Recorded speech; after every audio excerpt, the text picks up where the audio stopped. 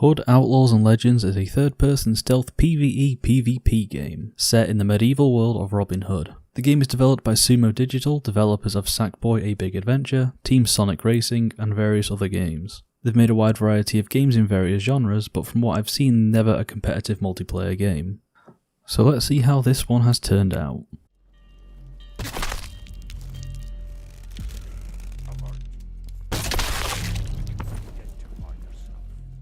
Up first, let's take a look at the main mode of the game. The game has one mode, Heist.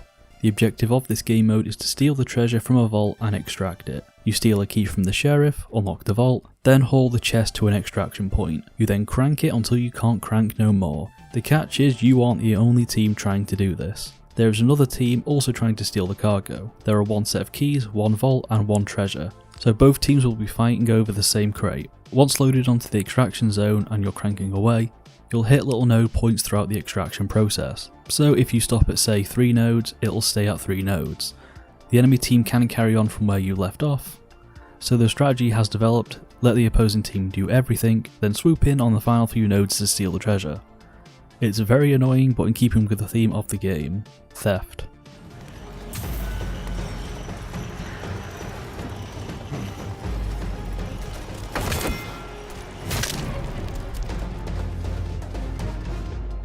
Regular soldiers will be patrolling around the map that you can kill with a weapon of your choice or assassinate them. You can distract the guards by whistling your favourite song or throwing a stone. If they see you, the area gets locked down and the enemy team will now see you on their map. Gateways are also closed, closing off the main routes throughout the map, and if the sheriff sees you, he calls his friends and now you've got some tough enemies to face. The sheriff himself cannot be killed, he can only be downed. And he can also one-shot you. Stealth is definitely your best friend in the game. Staying hidden will keep you off the enemy's map, and lets you do everything without them knowing where you or the chest are. Only when it's loaded onto the extraction zone will they know where the chest actually is. Get them. Each map has 3 control points, as well as 2 default spawn points. Each map also has a variety of extraction zones, so it can be quite tactical choosing where to actually take the chest. And capturing control points can push the enemy back to their default spawn, making it take ages for them to actually return to the extraction zone. The game mode itself is really fun and can be quite competitive sometimes. I've yet to completely stomp or be stomped in a match, though recently as the game has gone on, the matchmaking has been kinda going out of whack, putting level 3s against level 100s. The higher level you are, the better perks you have, so these players get completely stomped, and that may result in people just leaving the game. The game has a variety of maps with varying themes, of forests, castles to swamplands. There's only a few in the game so far, but the objective does move randomly from game to game, so it's not in the same place twice. Graphically the game is very nice. This is being played on a PS5, so I assume the 4 may look slightly worse and run slightly worse. But I'm enjoying the look of the game. Art style wise, the game is very dark, so you're not roaming around as some furries, but some dark medieval looking characters. I actually really enjoy the look of these characters. Their outfits aren't too crazy either, though give it time.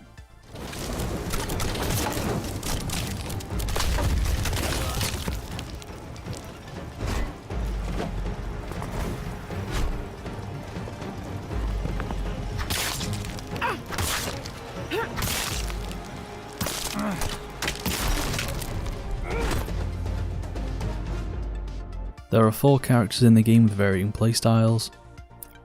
Robin and Marianne are your ranged characters, while John and Tuck are your melee choice. Each has their own gadgets and ultimates that can be very beneficial if used correctly.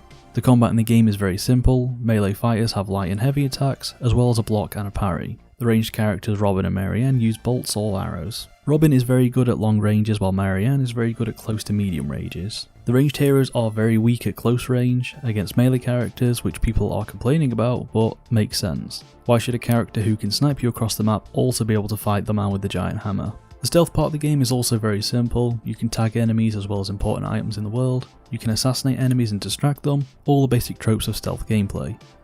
But as they keep it simple, it does work rather well. Assassinating can be finicky sometimes as you need to be in the perfect spot for it. You can assassinate players. It's quite a common tactic to assassinate a player as they're fighting your team. Assassinating players and enemy AI gives you some gold, whereas normally killing them won't. So it really incentivizes being stealthy and assassinating rather than just going swinging your hammer. Sometimes fights do feel very ganky, but a lot of the times it's been quite fair, I think.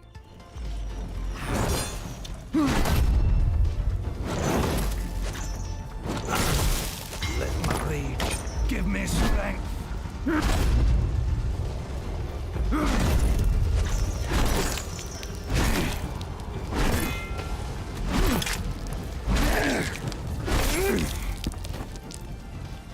Each character can gain 3 perks which will unlock as you progress through the levels, giving you different ways to use the character. So far I think my biggest complaint with the gameplay itself and the communities is that the sensitivity on console is far too low.